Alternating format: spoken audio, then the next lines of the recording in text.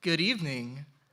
And on behalf of the Dartmouth Minority Pre-Law Association, or DIMPLA, and the Nelson A. Rockefeller Center, welcome to tonight's event, an election on trial, a conversation between Jake Tapper and Neal Katyal, class of 91s.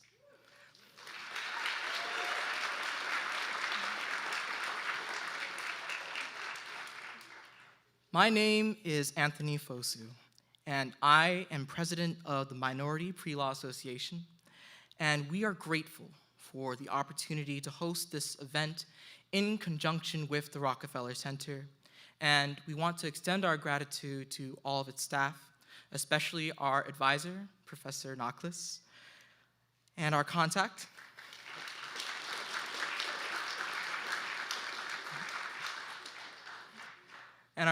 at the Rockefeller Center, Devora, as well as Professors Mahoney and Professors Kalish, who also advise some of our pre-law groups here.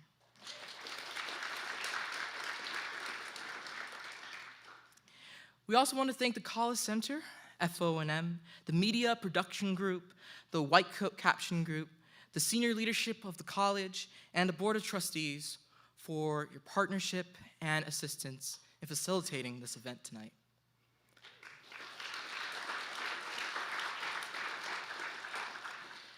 And most of all, I would like to sincerely thank the students and members of the Dartmouth Minority Pre-Law Association. In particular, tonight, before I go any further, I would like to highlight our executive team. If you could just give everybody a quick wave.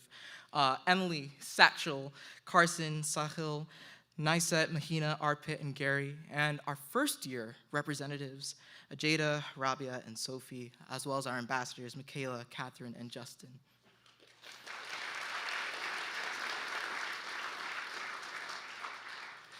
So, why DIMPLA?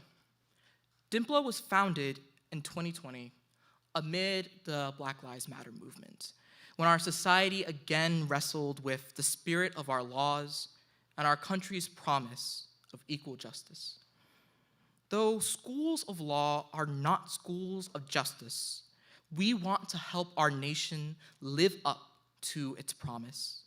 DIMPLA exists to address the gaps in navigating pathways to the law that exist at Dartmouth, and to support students on their way to law school, especially where such mentorship and guidance doesn't already exist. Tonight represents another milestone for DIMPLA, as we now welcome our first cohort of students for our free LSAT prep course, and begin connecting earnestly with Dartmouth alums in the law.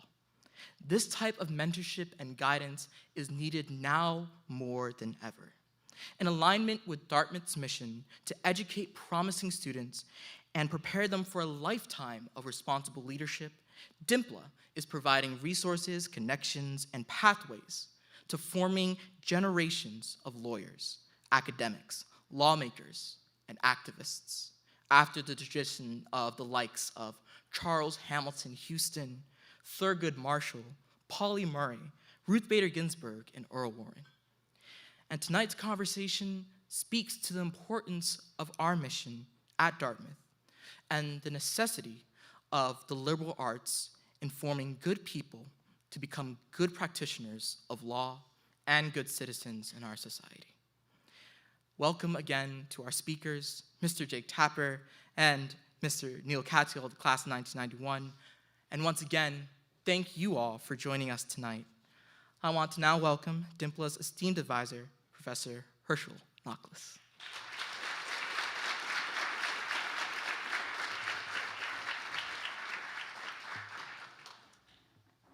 Thanks so much, Anthony. And just a small heads up to the trustees in the room.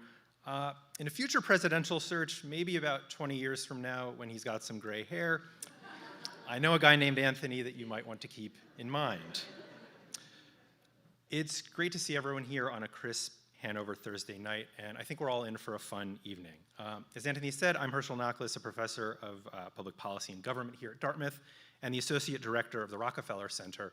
And on behalf of the Rockefeller Center, my colleague and co-moderator, Anna Mahoney, center director, Jason Barabas, and our special events gurus, Devora Greenberg-Koling and Bob Coates, welcome to everyone joining here in Hanover and online. Now, as Anthony said, we're thrilled to partner with the Minority Pre-Law Association here tonight, or DIMPLA. And some of you may not know this, the organization is literally just a few years old, and it's already catalyzing students' engagements with the law and policy here at Dartmouth. It's a true treasure of a student organization, and this community, the college, and the center are all committed to helping it continue to grow and to thrive. It's also an honor to partner tonight with Dartmouth's Board of Trustees. To our board liaisons, Sonia Iyer, Abby Levin, and Ann Fraser, and to the board, thank you for making room in your busy schedule for tonight's important conversation. And to each of our trustees, thank you. Thank you for all that you do, publicly and privately, to support Dartmouth, to support our students in particular, and our faculty, our staff, and our community. Now, just to set the stage for tonight, we all thought that we should take this unique opportunity to draw on the deep expertise and insights of our two esteemed panelists, and that we should do so by holding a serious conversation about a subject dominating the news, a subject highlighting our intense partisan divisions, and a subject on which most Americans have deeply passionate views. So, Neal and Jake, we eagerly await your thoughts on Taylor Swift and Travis Kelce. In all seriousness, tonight's discussion, An Election on Trial, which is our annual Stephen R. Volk Lecture, is really Dartmouth at its best. We have two distinguished alumni and trustees from the great class of 1991 who've known each other since the fall of their first years as students here in Hanover. Jake Tapper and Neal Katyal are pillars of American law, media, and politics. Neal and Jake certainly don't need long introductions in this room, but we're delighted and honored to bring these two classmates together to discuss the 2024 election. And so for our format, Anna and I will ask a few questions. We'll invite you both to throw some questions at one another, and then we'll open it up to the audience. But before we start, there's just one final thing that everyone in the room needs to know about our two guests, and it has nothing to do with their credentials, their reputations in their fields, or anything of this sort. What you need to know is how generous Jake and Neal are with our students time and again, and how much their generosity means to our students. So I've seen them both take time out of their busy schedules to meet with, mentor, and inspire our students everywhere from here in Hanover to Washington, D.C. And Jake and Neal, please know that when you spend time with our students, as you are tonight, it's actually what happens afterward, after you leave the room, that's most revealing. Our students' exuberance is palpable. It's clear they treasure their time with you. And the second you leave the room, they all grab their phones to call their parents and gush. So thank you, Neal and Jake, for all that you do for Dartmouth. Welcome back, and let's get started.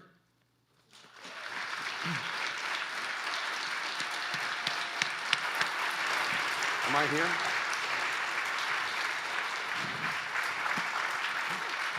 Thank you. You were talking about how the serious subjects of the night, you were teeing up that Taylor Swift Kelce line.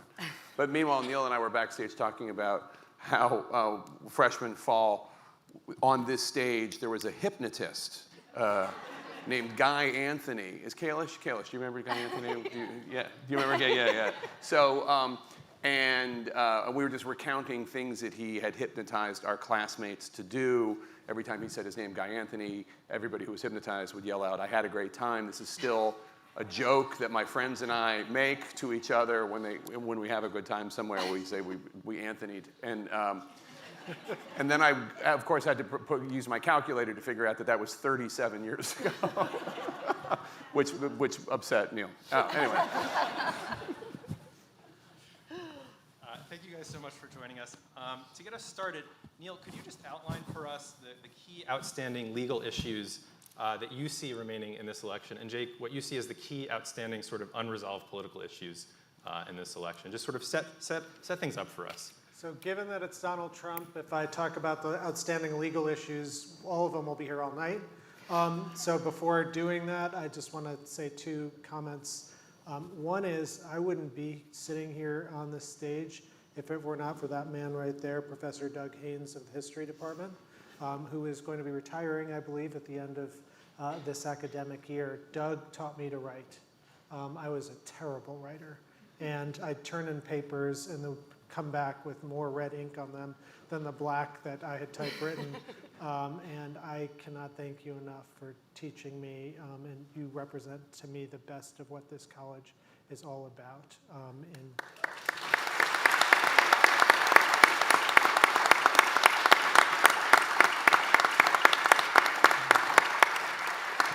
And the second is just, I'm so grateful to be here with my classmate, Jake. We are, basically our class of 91 runs the board of trustees. We have two of them here. When I was a student, Jake entertained us all with these incredible cartoon strips every week for the D, and they were just marvelous. Little did I know back then that he would be such a voice for our democracy, for sanity, for principled engagement and reporting in the 2020 election, but in so much else. And particularly, Jake, I have to say, after 10/7. I saw you right before, a board meeting right before you went over there, right after the horrific attacks, and I was worried about you. And I'm so glad that you're back, but I'm glad that you're doing the reporting you're doing, because our country, our world needs it. So with that, the legal challenges. There are like 5 buckets of challenges that you need to think about. One is the challenges that Donald Trump is personally facing as criminal defendant Donald Trump. And that's 4 different cases. There's 2 going on at the federal level, including one that the Supreme Court just stopped. And we can talk more about that in a minute. That's the January 6th one. There are 2 going on at the state level. One in Georgia, which has also been stopped for other reasons that I can't believe. The case in New York, which is actually going to start on March 25th, the first criminal trial of a former president in our nation's history. So that's bucket 1, challenges to criminal defendant Trump. Bucket 2 is challenges to candidate Donald Trump. Can he run for office? The 14th Amendment, Section 3, enacted after the Civil War, bars insurrectionists or those who give aid and comfort to insurrectionists from running for office. That's also a case that the United States Supreme Court heard a couple weeks ago, and happy to talk about that. 3 other buckets to just put on the table. The third bucket is challenges to the election system, gerrymandering, whether the districts are drawn in ways that violate someone's rights or the others. Wisconsin has just gone through a process to end some of its political gerrymandering. North Carolina's gone through almost the reverse process. We've been litigating in Alabama the redistricting there, and there's been a lot of resistance, even though the United States Supreme Court in our case last year said Alabama had to draw the maps a different way. So you've got that. The next bucket, the fourth, is challenges to the legitimacy of the election, which is not a bucket yet, but we can expect it probably will be after November, that one side, and I have views on which side that will be, will challenge the legitimacy, say, this was done wrong or that was done wrong. And then the last bucket is just if Donald Trump does win, challenges to our system of government more generally. He wants to abolish the civil bureaucracy and replace it with political appointees. He wants to resuscitate versions of executive power. All of those are kind of the last bucket, and certainly I think not what we'll be talking about tonight. Key political issues? Well, first of all, let me just also say it's an honor to be here, and thank you to the organizations that are sponsoring this. And Neal is a shining light of law, and also just a really nice guy. And when I was in Israel covering the aftermath of October 7th and the beginning of the war in Gaza, Neal had invited me and my son to an Eagles game. The Eagles were coming to play whatever Washington's football team is called. And I couldn't go, and Neal actually took my son and his friend. Having, by the way, never met either of them.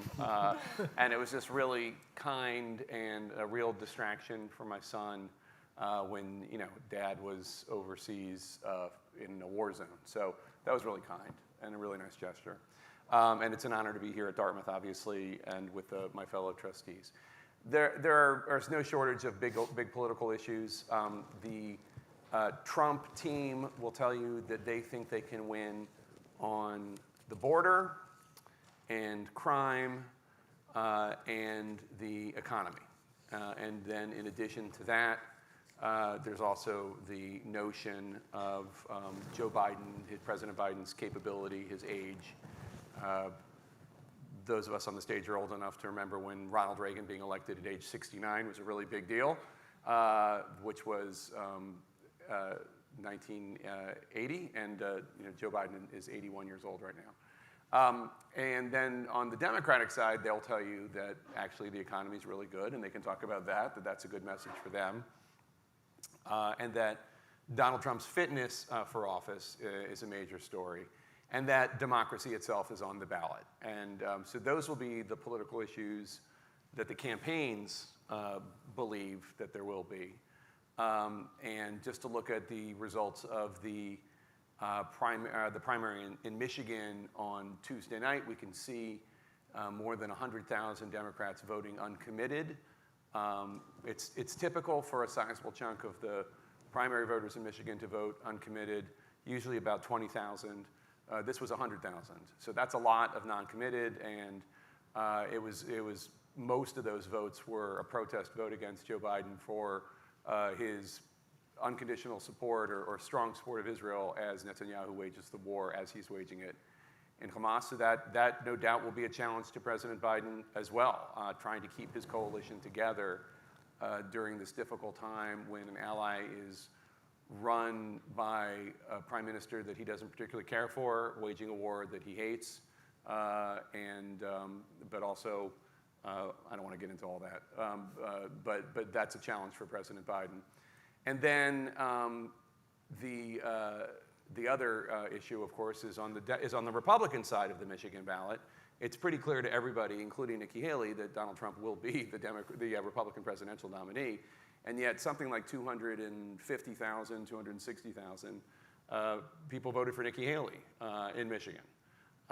Those two numbers, 100,000 protest votes against Biden, more than 200,000 protest votes against Trump, those are going to be significant issues for both men going forward. They both overwhelmingly won their primaries, but they both have serious issues. And when you look at a state like Michigan that Donald Trump won by 11,000 votes in 2016, those numbers could mean a lot. Just looking at it, I guess in the Michigan situation, I would rather be Biden than Trump, just because it will be easier for Biden to pick up Nikki Haley voters theoretically than it will be for Trump to pick up protest voters who voted uncommitted. But that said, it's a jump ball, both in Michigan and in general. Jay, can I ask you one question?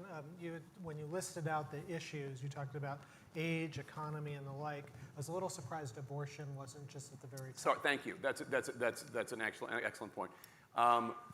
That is the Democrats' ace in their sleeve. Absolutely, 100%. The fact that Democrats have overperformed in every single election since the Dobbs decision, since Roe v. Wade was overturned. You're absolutely right. And that issue, which the Biden people haven't really started to hit yet, and I think I wasn't thinking about it so much because it's not going to be that big an issue in Michigan in one sense, in the sense that they already had their referendum on abortion rights in Michigan to codify it in the state constitution, and the governor there, Gretchen Whitmer, used it for her reelection campaign to bring out the vote. And there were lines in Ann Arbor of young voters, registering to vote to protect reproductive rights. And so, yes, that will absolutely be a huge issue in Wisconsin, in Pennsylvania, in Michigan, the big three. But then also, it is inaccurate to think that this is only an issue that will help Joe Biden in traditionally blue or purple states, given that we have seen the abortion rights side of the equation win every single time in Kansas, in Montana, in Kentucky, in Ohio, which is super red these days. So 100%, thank you for correcting that. And that will be another major, major issue. It's just not an issue that Joe Biden is particularly comfortable talking about as a lifelong Catholic, and it's not an issue that Donald Trump has any idea what he's going to do on it. And you see the whole IVF debate going on right now. I don't know how much anybody's paying attention, but Alabama Supreme Court basically ruled that a frozen embryo is the same as a baby, and did so in a Supreme Court decision, Alabama Supreme Court decision, in which Almighty God was invoked, which, I mean, I'm no legal scholar, but I didn't know the wrath of God was communal. Well, that's a thing. It's part of our Constitution. Yeah, I know. I know I'm familiar with the inalienable rights, but on a case-by-case decision, I didn't know we could just like appeal to specific religions anyway, or specific gods. Yes, 100%. So there is a corrective to this, though, because the Supreme Court is going to be hearing next month the mifepristone case is about Plan B, a drug commonly used to induce abortions. Emergency contraception. Emergency contraception. And after Dobbs, it's become a very critical mechanism for reproductive rights for women. And the kind of hard right organizations filed these lawsuits in Texas, got it enjoined. Like, this has been approved since 2000, got it stopped. That's going up to the Supreme Court. I think it's my team, we're gonna win that case, I'm quite sure. And then the narrative that this is a Supreme Court that's hostile to abortion rights is gonna be complicated, because they're gonna actually stand up in this case, I suspect, for abortion rights, making it a little harder for the Democrats.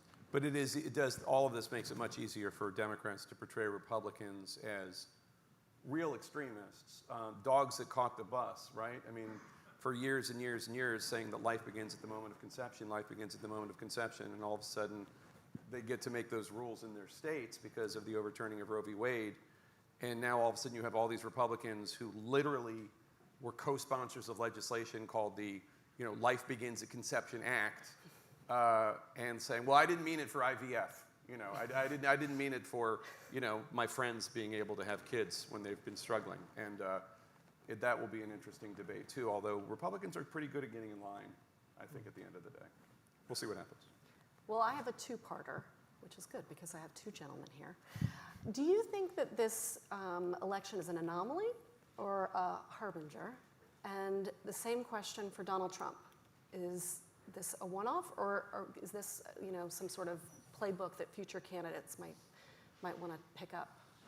Oh, you can start. Well, I almost think of them the same question, because I do think this is an anomaly. I think Trump is a bit of an anomaly. I think our constitutional structure is generally designed to weed out people like him. And he is a remarkable salesperson, a person who was in many people's living homes for a decade as part of his reality TV show. I think he's a singularly destructive force to our American democracy. And there are people who try and emulate him and wannabes, like the governor of Florida, but they just don't quite have it. Because it does, I'll give it to Trump. It's a special sauce, a special ability to market himself in a way that, and the guy is facing 4 different criminal trials, and yet he's the Republican frontrunner. I think that does say something about his remarkable persuasion abilities, and I think it's hard to replicate that. Again, at least I hope so, on either side of the political aisle. I don't like a candidate like that. Nothing in American politics is a one-off. Everything evolves and changes from it. Donald Trump wasn't the first one to deny allegations against him that were true, fight them, rally the party behind him, and enjoy huge success. I mean, I'm not comparing the men and I'm not comparing the crimes, but Bill Clinton did it rather successfully during his impeachment proceedings. And so, I mean... Jake, isn't there a fundamental difference yes, between of course. January 6th and, Whitewater? Of course, 100%. Yeah. But I'm just saying the point is not about whether or not there's a difference. Of course there's a difference. One of them was, a guy lying to cover up an affair, and the other one was an attempt to subvert democracy. I'm not comparing. My only point is that I don't see politicians as one-offs. I see Bill Clinton getting away with that, and then I see other politicians learning from that can be done, that template can be taken. Between Bill Clinton and Donald Trump, there was David Vitter, who was a Republican senator from Louisiana who was, uncovered, he had been with a prostitute, and he just stayed. He just stayed in the Senate. He just refused to resign, and he just stayed. And last I heard, he ran for governor in Louisiana. He was the Republican nominee. So that's my only point. So I don't see one-offs. You know what I mean? I agree with Neal that every time other people have tried to copy Trump, it's to limited success. And when he's not actually on the ballot, people, he doesn't have a carry-on quality like Herschel Walker lost and Blake Masters lost and all the Senate candidates he endorsed in 22 lost. But I do think his form of politics, personal insults, attacking the press, attacking institutions, I don't think that's going anywhere. And I think that there's an entire generation of young political operatives, particularly on the right, but not entirely, who think that this is now the new normal. And so I don't think it's an anomaly. In terms of the election, I mean, I don't think we're going to have two 80-year-old politicians veering off for vying for the presidency in the future. But I do think that the basic dynamics of it's going to come down to 5 or 6 states are going to be with us for some time. The states will change as we've seen them change. Colorado used to be a reliably Republican state. Now it's a reliably Democratic state, et cetera, et cetera. But generally speaking, I think this race to appeal to not lose an election by trying to find 100,000 people in 4 states to switch or to not vote or whatever, that will remain the same for quite some time. I want to shift our attentions to the Supreme Court specifically. So the court just granted cert to the immunity case, but the court also, frankly, hates these hyper-political cases. I mean, as you know certainly better than I, Justices Ginsburg and Scalia were happy to talk about literally everything on earth except Bush v. Gore. And so, how does the Supreme Court think about cases like this in the face of something so just political at its core? The standard claim is, of course, they don't pay attention to politics. They don't even read the front page of the New York Times. But Well, we're starting to learn. We don't know exactly because the court is being thrust into this position this time around in a way that's different. In 2020, Donald Trump asked the U.S. Supreme Court, I think, 12 different times to rule for him. They just stayed out of it entirely. Except for that one Pennsylvania case, right? The one about whether votes come in after the election, and Pennsylvania said, we'll just put these... You opened the door for this when you brought up abortion. Didn't the Supreme Court say we reserve our right to look at that one later? Later, but not during the election. Right. Yeah, not during the election. So they just didn't want to interfere with the election in any way, shape, or form. Now they've got these two cases pending before it. I have to say I was a bit surprised that the Supreme Court took the case yesterday. This is Trump's claim that he is absolutely immune from the criminal laws while he was a sitting president, so you can't go after him for the January 6th crimes. This went to our nation's second highest court, the D.C. Circuit, and they unanimously said this is ridiculous. They pushed Trump's lawyer to oral argument about the logical implications of this argument. One judge said, wait, if your argument is right, you're saying a president could go send out Navy SEAL Team 6 to go and assassinate his political rival, call it an official act of the president, and escape criminal liability. And Trump's lawyer's answer was yes. And then Donald Trump himself later said his lawyer's answer was correct.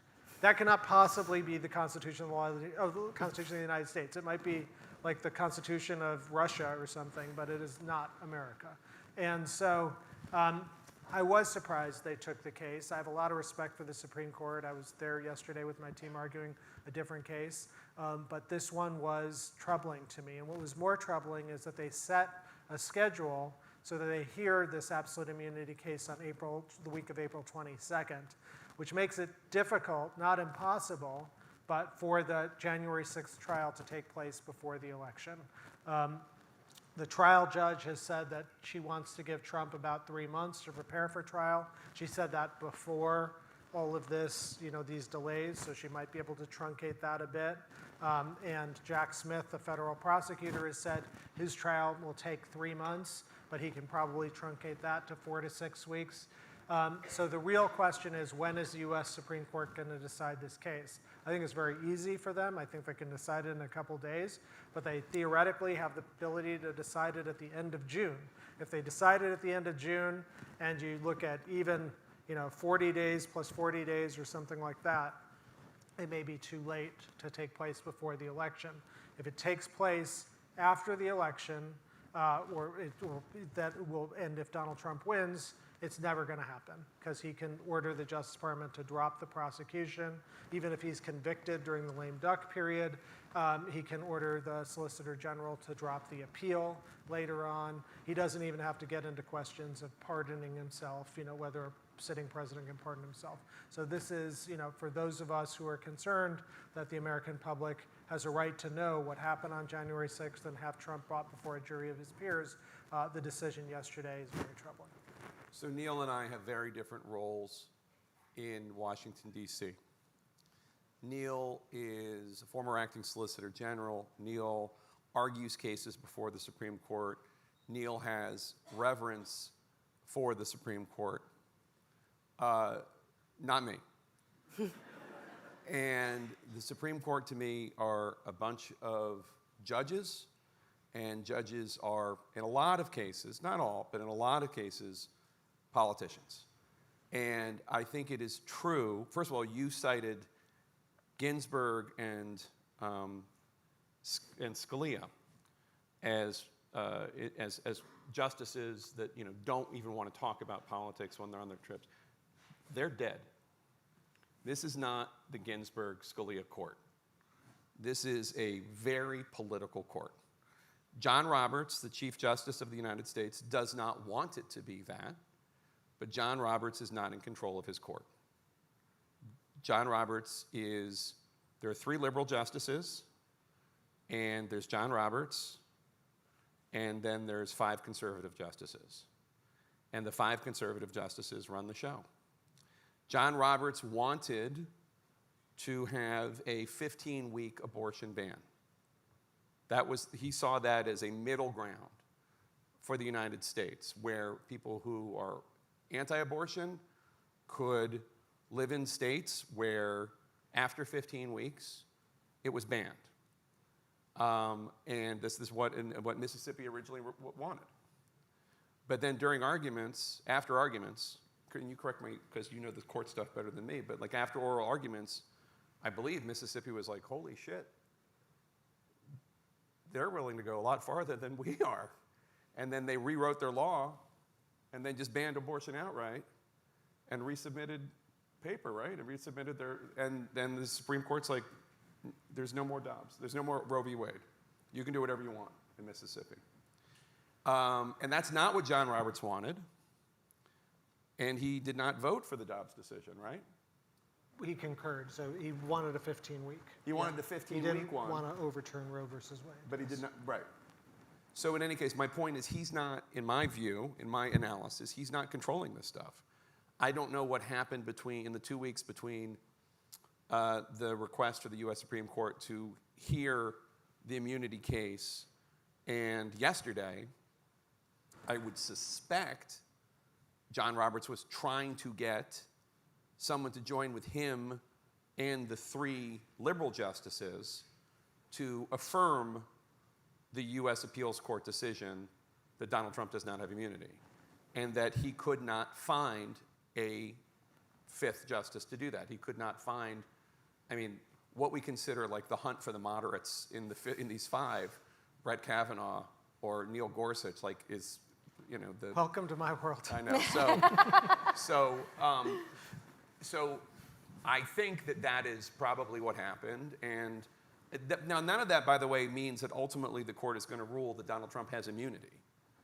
But These are, in my view, politicians, generally speaking. It's a very political court.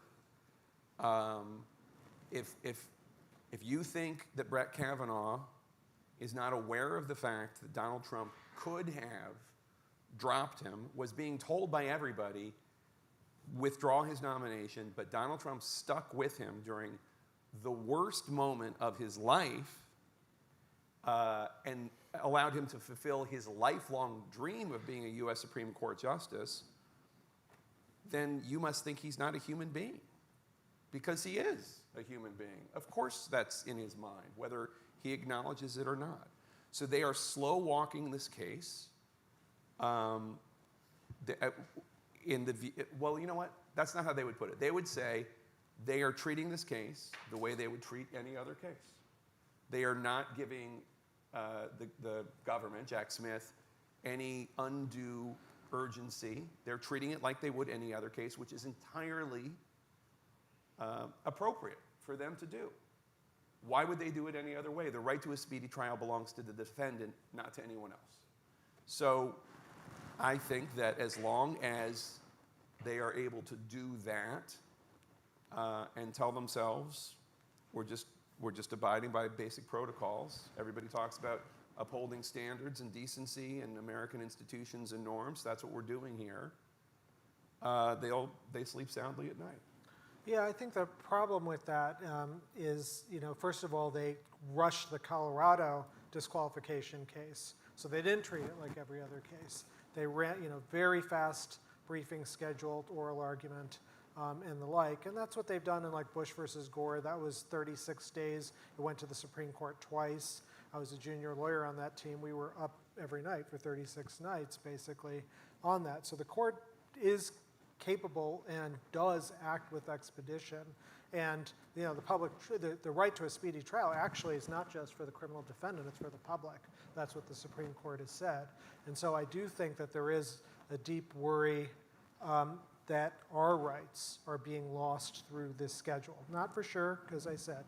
I do think that the claim that the Supreme Court is hopelessly political might be a bit overstated. I mean, let me make the argument on the other side, because this is the pre-law society at Dartmouth, and I don't want you to completely lose all hope and faith in the Supreme Court, because yes, I understand all the human considerations that Jake is saying, but at the same time, remember in 2020, it was the same group of justices that voted against Trump, I think 12 different times, to not hear his election disputes. In 2021, it was when the Supreme Court 8-1 threw out Trump's claim of executive privilege against the January 6th committee. He only got Clarence Thomas's vote. That led to the whole January 6th, trove of documents and the like, and the hearings, and now the prosecution. So that was 8-1 against Donald Trump. Last year, they voted against, in our Alabama gerrymandering case, they voted for essentially the Democrats, giving them an additional seat or two in Congress as a result of striking down that gerrymandering. And last year I argued this case, Moore versus Harper, which was about, it's called the independent state legislature theory, very technical, but basically if we lost that case, the Republicans would have massive control of our election system for the next several decades. Everyone knew those stakes. Everyone thought we would lose because they said this court is hopelessly politicized, but in a 6-3 decision, we won that case. I didn't say they were a hive of scum and villainy. I said they were politicians. Yeah, but I said they were politicians. So one of the other things, you mentioned a number of cases that that Donald Trump didn't really provide any legitimate argument for, right? I mean, the legal papers that were handed to them were laughable. The 2020 election ones. Yeah, totally the 2020 ones, but also the stuff about executive privilege when it came to the insurrection. What I'm saying is when he has lawyers who are good enough and a path that can be legitimately defended at a cocktail party, they will follow that path. Sometimes, but again, you have Moore versus Harper, which 3 justices did sign onto it. I mean, we don't have to, I'll take it out of, I'll take the politics out of the court, and I'll move it back to the election. So you said earlier it's about these 5 states and whether we can get people to stay home or turn out. Is anything coming out of these trials going to change any of Trump's base mind? I mean, does any of this matter for his base, or are his numbers going to stay the same and it's about Biden? I think that if there is a conviction in one of the Jack Smith cases, assuming that there is a verdict in one of the Jack Smith cases before November, that could potentially cause a depression in turnout among Donald Trump's base. Not a huge one, but all you need is one at the margins in 3 states, 4 states. So I think it's possible. But I don't think this election is not about Donald Trump's base. Donald Trump's base loves him. Donald Trump's base has been fed an alternate history of the world, contemporaneously by him, by Fox, by Newsmax, et cetera. And they just don't, it's funny because when you were saying 4 trials against him emphatically as a way of talking about, like, how could this man be the Republican nominee? I thought just a slightly different inflection, and Donald Trump would be saying, 4 trials against me? They're really coming at me, like they hate me and therefore you. So I don't think this is about his base. It's about Biden's base, and it's about independent voters, and it's about groups at the margins. How much are black men going to vote for Donald Trump in 2024? Last time I think it was like 19%. It's a huge number for a Republican president. How about the Liz Cheneys of the world? How many very conservative Republican women are just not going to vote for Trump? They just can't do it. They can't do it. They hate everything Joe Biden stands for, but they think he's a normal person, and they know that when his presidency's over, the United States is going to be standing. That's really, I think, where the questions are, and the abortion issue, which is part of the, not Liz Cheney thing, but suburban women issue. Shift gears ever so slightly. So you guys first met when you were first years? Mm-hmm. Okay, freshman fall, first year fall. So do you remember the magic moment when we met? I do, but it's classified. Well, then this next question might not work either. So Jake, anything that you've been dying to ask Neal, like since then, or more recently, including his escape from Burning Man? Yeah, I want to ask him about Burning Man, actually. So I don't know what you know about Burning Man. I don't even know how long this thing has existed. But Burning Man is apparently something that people go to. I don't know what it is. I don't know why they go. But I know that Neal got stuck there along with a lot of other people. It looked like it was muddy, and it looked uncomfortable. And I guess I would just like some sort of quick primer on what it is, why you went, what you were thinking, why you live tweeted it. Just the whole thing. All right. I have many questions, but those are the four. Those are the 4 to start. All right, so Burning Man is an arts festival, takes place in the desert in Nevada. It's been going on, I think, 40 years. A bunch of my friends have been going for a long time. These are Dartmouth friends? No. Okay. I do have some Dartmouth friends who do go, but and it's in the desert. It's super cool. There's all these art installations all over. People are doing all kinds of crazy stuff. I wasn't, but people were. This year, this was the first time I went. Something very unusual happened. This part of Nevada gets, I think, 0.2 inches of rain a month normally, and it got, I think 6 inches in a period of 24 hours or something, and it's all mud and very heavy, heavy mud, and that you can't. It's very hard to walk. Mud season. Yeah. So anyway, so there was a looming, problem for 80,000 people there, and I had to get out for some reasons, and so I hiked out, and the Forest Service asked me to tweet how to get out if you're going to do it. And so I did, and that led to now you asking me these questions. Well, to be fair, he teed me up. I mean, he did bring it up. So who are the fancy friends that you go to Burgundy? They're pretty fancy. I have a feeling that they're, are there people we would have heard their names before? Oh, yeah. Well, You you're wanna tell us playing a them? very dangerous game because he took your son to an Eagles game. I know, very And sweet. now it's your turn to turn the tables. And can now ask you me get to an ask open book. Jake. Well, I actually had a real question to ask you, Jake. So, I know that's normally your job, but I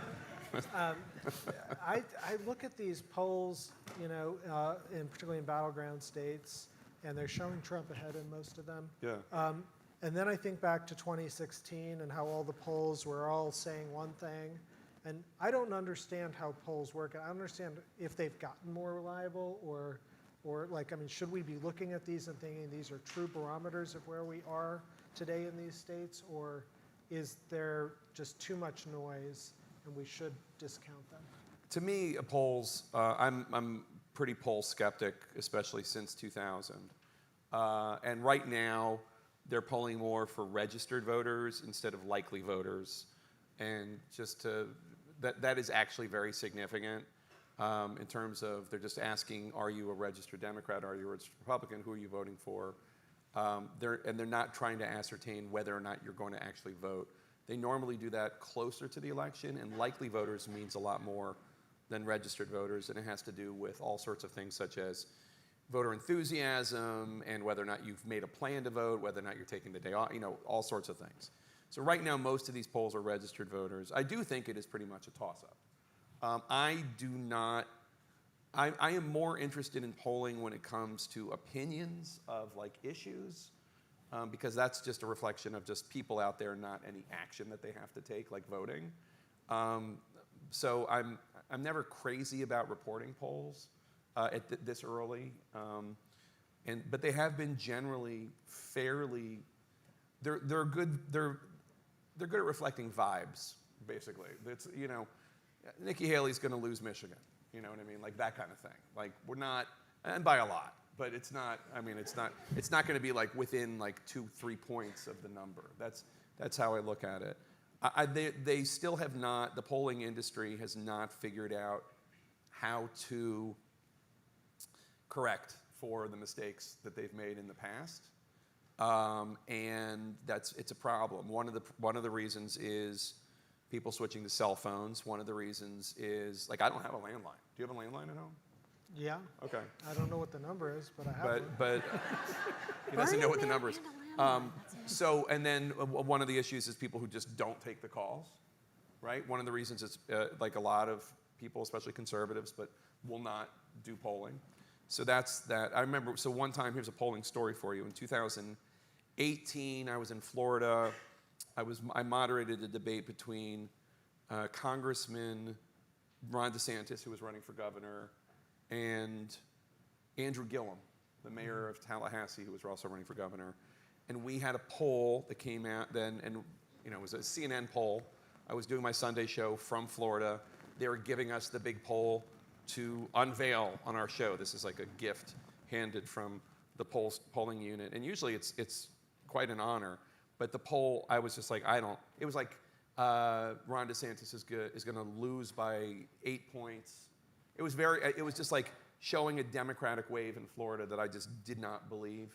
Ron DeSantis is going to lose by 8 points.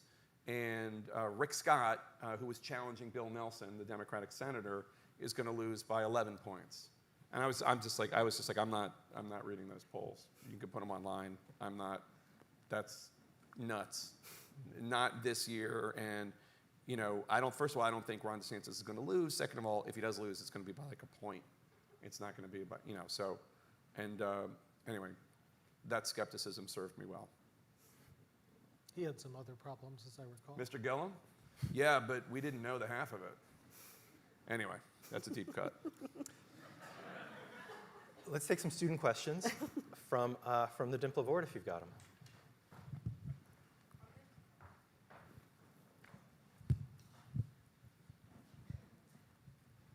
You've got the mic. Why don't you start us off? I'm just handing the mic. Does anyone have Don't be shy. Give us your name and where you're from, if you would. My name is Samay. I'm from Nashua, New Hampshire. Nice. I was curious, like both of you mentioned earlier on, over the past few election cycles, Democrats have relied on the abortion issue to mobilize their base, especially in swing states. But with the war in Gaza and with a significant portion of Democrats disappointed in the White House's response, how would you recommend the Biden-Harris campaign address the shifting landscape to maintain support among their base while also addressing concerns about their handling with the international conflicts?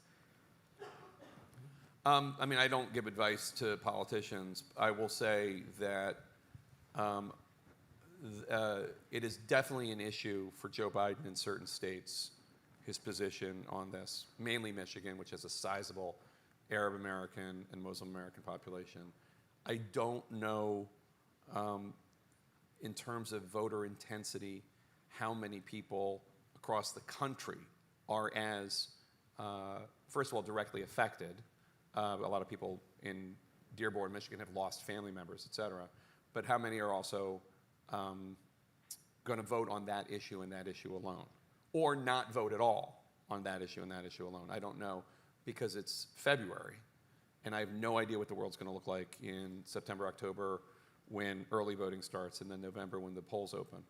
I do think that there are a lot of people who I think are just not going to vote for Biden, period, because of what's happened in Gaza, period.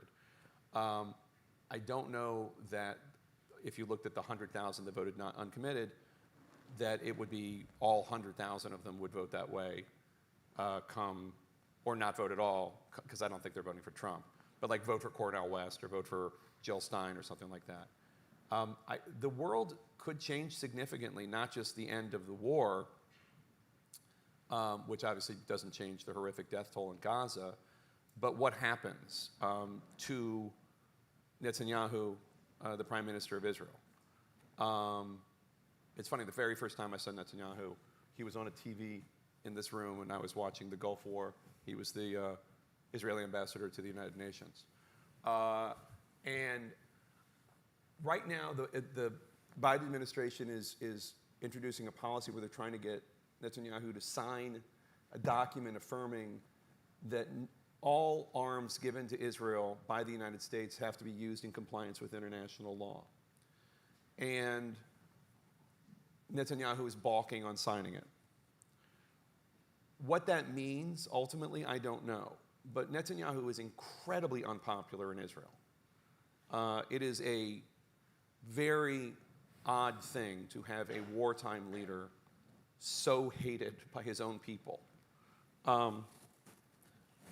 And he is very vulnerable. And one of the reasons he is governing the way he is governing is because he is relying on real extremists in his government to stay in power, because they have a parliament system.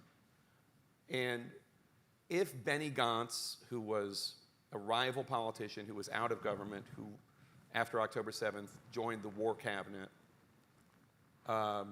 if Benny Gantz at some point over this issue, and it remains to be seen how much Biden is going to push it, but I don't think they just introduced it for no reason.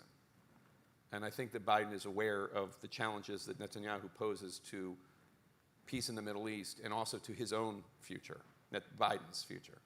So if he were to push it, and Benny Gantz sensed an opening and left, and the government somehow collapsed, and there was a new prime minister of Israel, would that change thinking? Would that change the course of the war? Would that change? I mean, I don't know. But the only reason I cite all of this is, in addition to thinking that I find it very difficult to imagine both Netanyahu and Joe Biden staying in power through November, like, I think one of them's got to go at one point. I don't think that they can coexist much longer in power. But beyond thinking that, I just don't know how things are going to change. And I don't know what Biden is going to be able to do after this horrible war is over.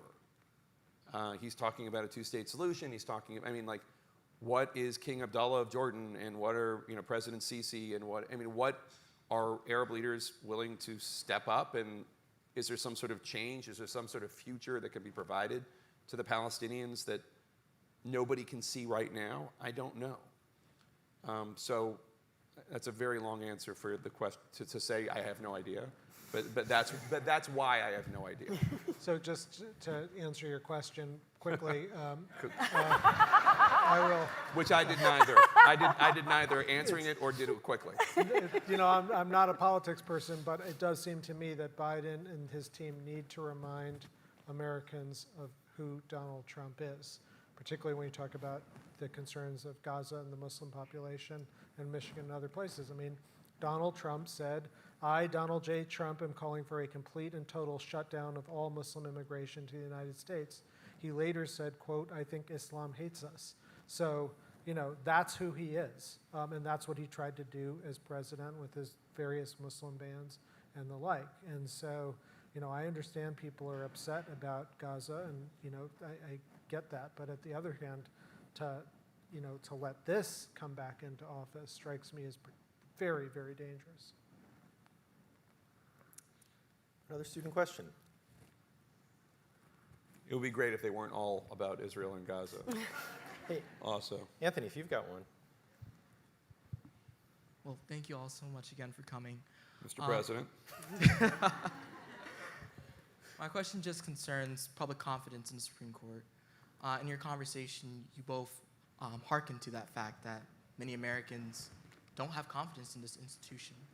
At this juncture where we're facing all these critical questions about our election, how do you think the Supreme Court can restore confidence in the American public? So Alexander Bickel wrote, I think, the most important book in constitutional law back in 1962 called The Least Dangerous Branch. And the argument of the book is the court has its legitimacy through not acting on everything all the time. He was writing right after Little Rock, right after the court ordered the desegregation of those schools and the National Guard went and marched those children into the school. Because the court, of course, doesn't have an army to enforce its own judgments. It's only got, as you were saying, Anthony, its legitimacy. How do you protect that legitimacy? Bickel said, by not rushing out to decide every case. And that is why the Supreme Court gets 10,000 requests to hear cases each year. They don't have to take any of them. They take about 60. So they're trying in general to conserve their legitimacy. What's happened with this court, what I think Jake called the Dobbs court at one point tonight, is that it's a very different, they've thrown the Bickel book out. And now they're reaching out to decide so many things. I mean, 2 years ago, you know, it was Dobbs. It was also striking down climate regulation. It was also saying you have an individual right to carry firearms and openly carry them. You know, last year it was striking down Biden's student loans programs and striking down affirmative action and the like. This is now the YOLO court. This is like, you know, they're doing everything they possibly can as quickly as they can. And I do think the result of that is reflected in the polls, Anthony, that you're mentioning. And so I do think in order for the court to restore its legitimacy, it has to follow what Bickel said. Do less, do stuff more carefully, respect for tradition, respect for stare decisis, the idea that legal precedents control. Don't just go and rush and overrule, you know, key precedents. I mean, you know, Dobbs was remarkable because it overruled Roe versus Wade, which is in many ways the hardest case for the Supreme Court to overturn, because back in 1992, when people thought the Supreme Court might overturn Roe, it was a trio of Republican-appointed justices, Justice Souter from here, from New Hampshire, Justice O'Connor, Justice Kennedy. They came together, they wrote an opinion that said, look, Roe might be right or wrong, but social expectations have crystallized around this decision unlike any other. It's a decision Americans know by name. For us to overrule it would be to undermine the legitimacy of the Supreme Court. It would make us look like politicians, not like judges. And they did it anyway in Dobbs. So it's not surprising that you've got this crisis in legitimacy. They're ruling like they don't have lifetime appointments. Correct. So one of the most informative reporting experiences of my life when it comes to the Supreme Court was covering the Florida recount in the year 2000. And just to give a quick summary, because a lot of you weren't born, I realize. It was a very close election in Florida. George W. Bush won by 537 votes. But there also were questions about a ballot, a very confusing butterfly ballot in one county, Palm Beach County, and some other questions about voting systems and punch card ballots and this and that. And the Florida election law allowed for recounts, and the Gore campaign came in and requested a recount in 4 counties, and the Bush campaign did everything they could to stop the recount as much as possible. It went to the Florida Supreme Court. That was not exactly a collection of Mensa members, as I recall. And I went to both Florida Supreme Court cases and both U.S. Supreme Court cases, and it was just like the both Florida Supreme Court cases made their rulings made very little sense to me, and then the final U.S. Supreme Court decision was just completely corrupt, in my view, in my opinion. But I do think it can be confirmed by the fact that the U.S. Supreme Court ruled, and I'm paraphrasing, we're making this ruling now, but you can never bring it up ever again. Right? Yeah, I mean, a ticket good for this day and time only. We're saying this, but you don't. This is not precedent. And I just thought at the time, like, I don't respect any of these yahoos. Like, what are they talking about? We still don't know who won this county, that county. The Florida, I mean, people forget this when they talk about how bad the Bush v. Gore U.S. Supreme Court decision was, is that the Florida Supreme Court, like, was so bad at what they were doing, they just, like, opened the window for the U.S. Supreme Court to easily come. It wasn't even the window. They opened the door and just said, please come in and overrule us because we're dumb. And Neal was he was a litigant. Am I saying anything you disagree with? No. Okay. So Maybe I wouldn't put it in quite those no, terms. he wouldn't put it in those terms. Well, like I said, he's a lawyer, and I do what I do. So, but at the time, I thought, like, why am I supposed to have some sort of reverence for any of this? Like, okay, I get it, whatever. These people want the election to be over. And by the way, the Florida Supreme Court could have done it in a way that was much more intellectually honest and much more politically savvy, so that the U.S. Supreme Court did not get involved. I think. I don't think they mentally were capable of it, but there was a way to do it. They're probably all gone now anyway. But anyway, so I've just never had the reverence for the court that you have, and I've seen Brett Kavanaugh at the local bar, and these are just folks. Of course, they're just people. I mean, as all government actors are, but the court at its best can stand up for our fundamental principles, even when they don't necessarily want to, whether it's Brown versus Board of Education, whether it's Obergefell on marriage equality. I mean, I remember, I'd spent 4 years on that case, and we didn't know whether we were going to win or lose. It was a real concern. We brought that case too quickly, and when the court doesn't tell you when decisions are coming down, and we go toward the end of the term every day thinking, well, maybe this decision about whether marriage equality is constitutional or is the law of the land or not, it's going to come down. On the second to last day of the term, we went into the court, and there were about 100 people outside saying gay marriage will lead to hell and abomination, and 100 people with their signs saying marriage equality is, American, and so on. And we went in, and the Chief Justice said, Justice Kennedy is going to announce the opinion of the court in Obergefell. And Justice Kennedy spends the first 8 minutes on how marriage is the tradition of one man and one woman. It has always been that way. And he spends 8 minutes going through the history, and we're crying. And this is like an austere courtroom, and there's tears from all of us because we think we've lost, that we've gambled wrong. And then he says, but the tradition doesn't end there. And then he talks about the tradition of equality in our country and why all of these laws that banned gay marriage had to be eliminated. And when we walked out of the courtroom, There were 7,000 people on the plaza, arms linked, arm in arm, singing America the Beautiful.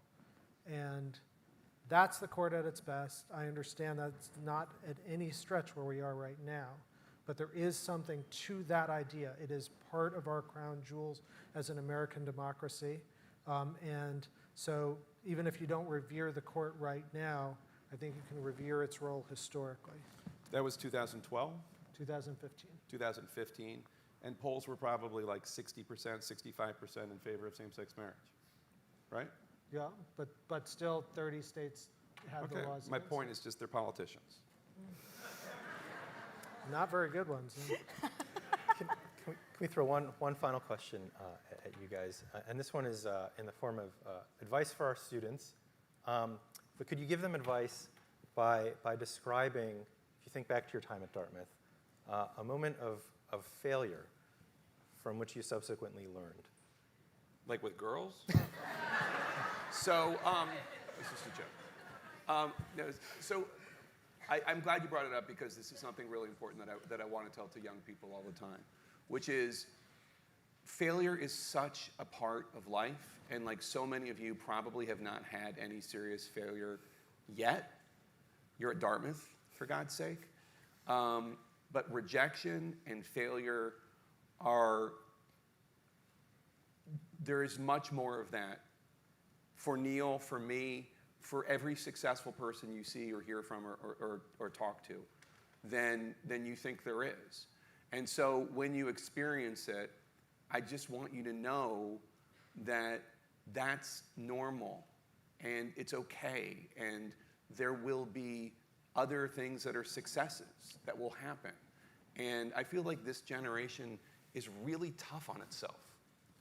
I mean, I have kids who are 14 and 16, so I guess they're kind of your generation. And like, I just feel like you're also tough on yourself. It's okay to fail. It's okay to be rejected. It's okay to not get this or not get into that class. I could cite any number of failures I had at Dartmouth. I didn't get into English 80. I've written 3 New York Times best-selling books, and I cannot get into English 80.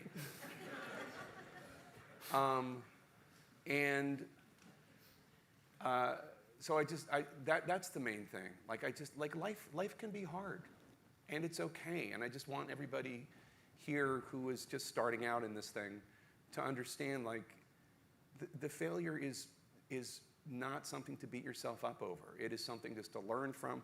Okay, what did I do wrong? Is there any way I could have done that better? What lesson can I learn from this, if any? And maybe there isn't a lesson. Maybe whoever is just an asshole. I don't know. But it's okay. It's going to be okay. You're going to be great. You're going to thrive. And there will be successes. There will be a lot more failures than successes.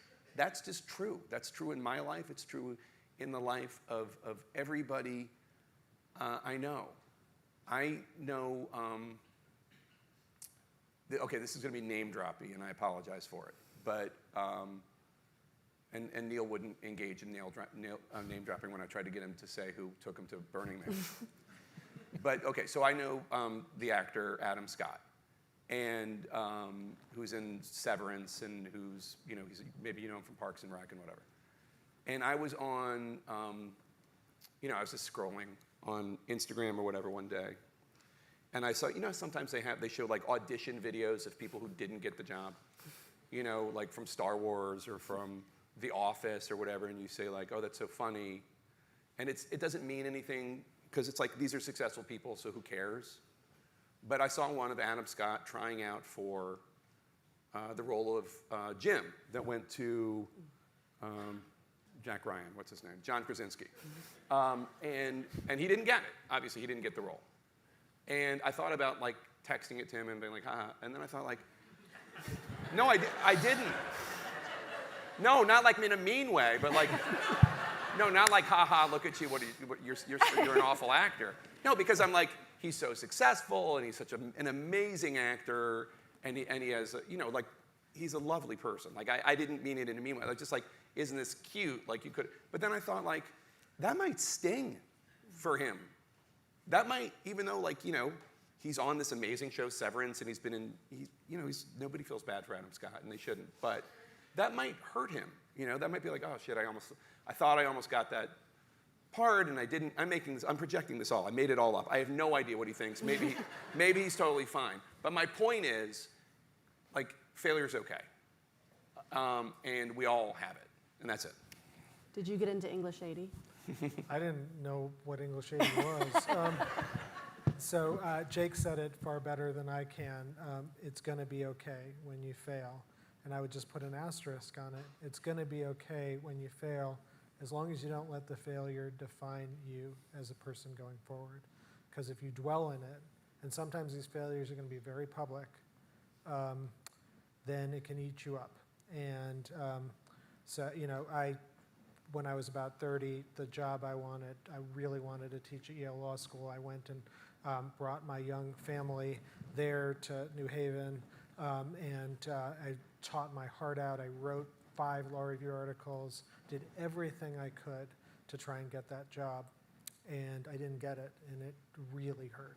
And I now think that was easily the best thing that ever happened to me, by far, because I said, I'd go back to teaching at Georgetown where I was, and I, entered the world of impact litigation and bringing these cases that made a difference in the world. And if I went to Yale, I would have just been a theoretical academic and never had any impact, and nobody would have read my stuff. It wouldn't have mattered. And I found my calling, and I didn't know that at the time. It took that failure to do it. So that's the one thing. And then the second, which is unrelated to this whole concept of failure, is just in your question about advice is, look around. Some of these people you're sitting next to are going to be your best friends for life. And they will carry you through the failures, and they'll be at your weddings, and they'll be there when your children are born, and it is so meaningful. And serve with you on the board. And serve with you on the board and give you trouble about going to Burning Man. And what a magical thing you've got for however much time you have. If you're a senior, it's, I know, only 4 more months, but if you're younger, you got more time. And just milk that time and enjoy your classmates, because it's such a special community here, and it's one that will stay with you for your whole life. And it's so true. Like the friends you have here, if you want them to be, can be the friends that you have for the rest of your life. They really can. It's not, you don't have to say goodbye. You're not, I'm talking specifically to the seniors now too, but I literally getting on stage, sent a picture of the stage so I could make the stupid Guy Anthony hypnotist joke on a group chat with friends of mine, and it's like, it'll be like the 100th text that we've been sending back and forth today, just like any other day, because these are my best friends. And I met them of all places in the Chotes.